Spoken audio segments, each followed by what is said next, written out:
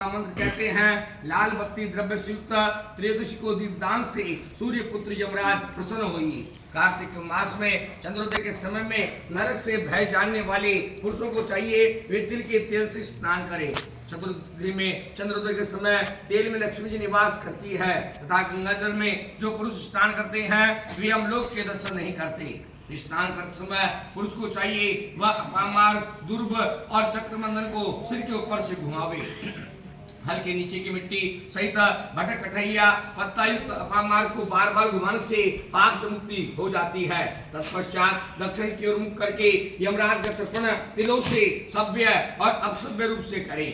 यमराज के दो रूप देव और पितृदेव तीर्थ में देव मान के सभ्य तर्पण करना चाहिए तथा पितृतीर्थ के आदर पितृ समझकर अपसभ्य करें।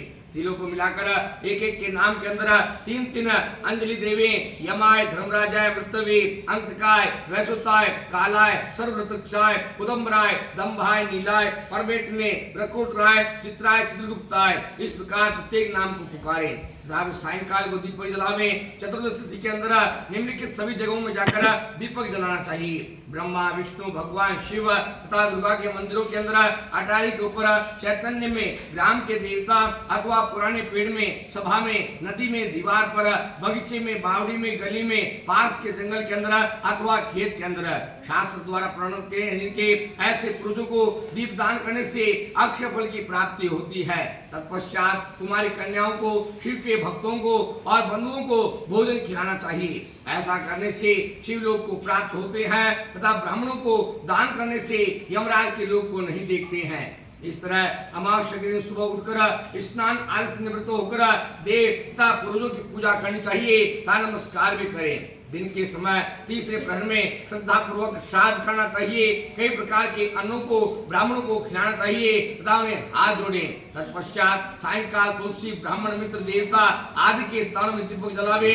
चौराहा शमशान नदी पर्वत गांव के गृह में और दीपक जलावे और लक्ष्मी जी को जगावे। हे लक्ष्मी रूप आप ज्योति की रूप हो। सूर्य चंद्रमा बिजली स्वर्ण नक्षत्र आदि सब प्रकाश है। दीपक की ज्योति विराजमान है। आपको प्रणाम है। हमारा आप मंगल करें। उस प्रकार से लक्ष्मी जी सदैव विष्णु भगवान से 12 दिन पहले जाग जाती है। जिस प्रकार से पतिव्रता स्त्री प्रतिदिन सुबह को पति से पहले उड़ जाती है।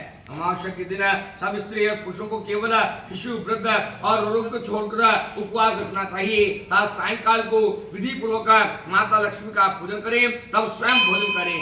आने वाले वर्ष में फल कैसा रहेगा इसकी परीक्षा के लिए अमावस्या की रात को जुआ खेलें। यदि कुछ हार गए तो आने वाले 12 महीनों में असफलता और जीत हुई तो सफलता प्राप्त करोगे। जो लक्ष्मी अमावस्या को दीपमाला में पूर्णिमा गौशाला में है वह लक्ष्मी वरदान दे। इस मंत्र को करके लक्ष्मी की पूजा करें तो जुआरी को विजय प्राप्त होती है। इस समय भगवान शिव पार्वती जुआ खेलने लगे। लक्ष्मी जी पूजा के प्रभाव के द्वारा पार्वती ने विजय पाई। अमावस्या को आधी रात में लक्ष्मी घर घर के अंदर घूमती है। अतः मनुष्य को चाहिए वह स्वयं अलंकार सुसज्जित रहे। धूप दीप उत्सव से अपने घर को शुद्ध और पवित्र रखें। मालाओं आदि से सुसज्जित लक्ष्मी की प्राप्ति के लिए दक्षिणा सहित अनुलेप माला देवी। अमावस्या की रात्रि को सभी स्त्री पुरुष नाचने गाने में हास्य में रात रंग में ही व्यतीत करें। नए नए वस्त्रों से ब्राह्मणों को, संबंधियों को, भाई बंधुओं को पूजना चाहिए। अंधकार को भगाने के लिए सारी रात दीपक जलाना चाहिए। हे राजा, अमावस्या की रात्रि को जिसके घर के अंदर अंधेरा रहता है उस स्थान को लक्ष्मी त्याग देती है। उस घर पर दरिद्रता का प्रकोप रहता है। जबकि विष्णु भगवान शयन अवस्था में रहते हैं उस समय लक्ष्मी जागती हुई अवलंब रहित रात्रि के समय में सारे स्थानों का निरीक्षण करती घुमा करती है। जो मकान सुंदर होता है उस घर के अंदर बहुत समय तक लक्ष्मी निवास करती है। इस तरह से दीप सहित आनंदित मनुष्य जब रात्रि का एक पर रहे आनंदित स्त्रियों से सूप बजाकर अपने घर को अलक्ष्मी को निकालते हैं। तब वह बोलती है शांत रहिए, हमारा सब अनादर न कीजिए। लक्ष्मी जी से कहना चाहिए यदि आपकी इच्छा हो तो आप अचंचलता होकर ये निवास करिए। इस प्रकार कई लक्ष्मी उस स्थान में ठहर जाती है। अब हम बलिदान के महोत्सव का वर्णन करते हैं। मथुरा के अंदर कहीं दूसरे स्थान पर गोवर्धन कृष्ण बनाकर पक्का भोजनता तरह तरह के शाक फल करके जिस समय इंद्र संकटदायी वर्षा करता था श्री कृष्ण भगवान ने गोवर्धन पर्वत को उस समय धारण किया तब गोपों से पूजित अन्नकूट कहलाता है। अपने पुत्र और मित्रों को साथ में लेकर चंदन फूल चावल वस्त्र धूप दीप दक्षिणा से पूजा और परिक्रमा करनी चाहिए। हे मुनि, क्या उसकी आवृत्ति नहीं होती? ब्राह्मणों को भोजन कराकर फिर बंधुओं सहित भोजन करना चाहिए। तत्पश्चात गौओं को अलंकार आज सजावे, क्रीड़ा करें। हे पृथ्वी की रक्षा करने वाले, गोकुल के आधार गोवर्धन, हे विष्णु भगवान की भुजाओं के द्वारा उठाए हुए गौओं के स्थान इंद्रादि देवताओं की लक्ष्मी गौ रूप से स्थित है, यज्ञों के लिए घी प्रदान करता है, अतः मुझे पापों से मुक्ति देवे। सदैव गाय मेरे सामने और पीछे रहे, हृदय में विराजमान रहे और मैं गौओं के बीच में बसता रहूं। ऐसा गौ मेरा दिया हुआ खावे जो सबका भला करने वाली हो। पवित्र है, पुरुष का भंडार है और पुण्यों का भंडार है, और जो तीनों लोक की माता है। हे संसार सुख पहुंचाने वाले वृषरूप के धारी तुम धर्म हो। हे अष्टमूर्ति, आप शिव जी की सवारी हैं, हमको बुद्धि और गति प्रदान करो। गोवर्धन की हरि की पूजा वाजपेयी अश्वमेध और कोडरो यज्ञ की तरह फल देने वाले हैं। हे नारद मुनि जी, तत्पश्चात इनके तीसरे पहर को पूरब की ओर मुख करके हवन करके ब्राह्मण को चाहिए कि बहुत बड़े पेड़ के अंदर सुंदर डाब घास की पालिका बनावे। तो संसार का भला करने वाली मार्ग पालिका आप प्रणाम है। इस तरह मंत्र का उच्चारण करके व्रत करने वाला प्रणाम करें। इस देश का जय और निराजन करने वाली विधि करनी चाहिए। इस तरह से गौओं और मनुष्य को मृग पालिका के नीचे आना चाहिए। राजा राजकुमार ब्राह्मण शूद्र सब मार्ग पालिका के नीचे पहुंचे। इस प्रकार करने से सदैव के लिए निराजन हो जाता है।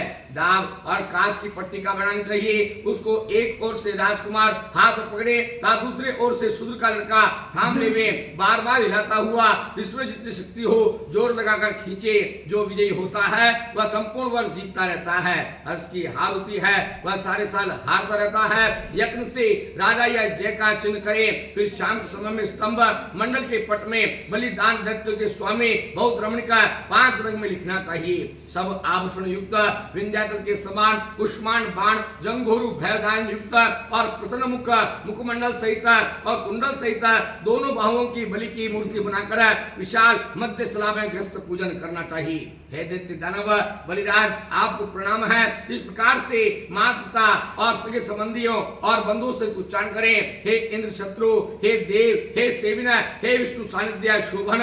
मंत्र से फल कपड़े अक्षर जलता कई प्रकार के अन्न कमल कुमकुम आदि पुष्पों से चंदन धूप दीप के द्वारा बलि का पूजन करना चाहिए। तो भगवान कहते हैं कि जो दान विष्णु भगवान के लिए किए जाते हैं, यदि वो बलि के लिए किए जाए तो वह क्षणता को प्राप्त नहीं होता।